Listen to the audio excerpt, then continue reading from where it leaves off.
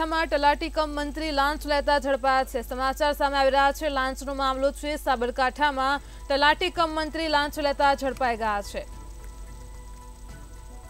તો સાબરકાંઠા ખાતે હિંમતનગર તાલુકાની ગ્રુપ ગ્રામ પંચાયતમાં એસીબી કાર્યવાહી સામે આવી છે। ગ્રામ પંચાયતના તલાટી કમ મંત્રી એસીબીના છટકામાં આવી ગયા છે। તો જીતેન્દ્ર પટેલ 500 રૂપિયાની લાંચ લેતા ઝડપાઈ ગયા છે। તલાટી કમ મંત્રી પર એસીબીની ટ્રેપ થતા જ હડકંપ મચી ગયો છે। તો સાબરકાંઠામાં તલાટી કમ મંત્રી જ લાંચ લેતા ઝડપાયા છે। સમગ્ર બનાવ પ્રકાશમાં આવી રહ્યો છે। સાબરકાંઠામાં હિંમતનગર તાલુકાની ગ્રુપ ગ્રામ પંચાયતનો મામલો છે। ગ્રામ પંચાયતના તલાટી કમ મંત્રી જ અહીં લાંચ લેતા ઝડપાયા છે। તો એસીબીએ કાર્યવાહી હાથ ધરી છે। જીતેન્દ્ર પટેલ 500 રૂપિયાની લાંચ લેતા ઝડપાયા છે।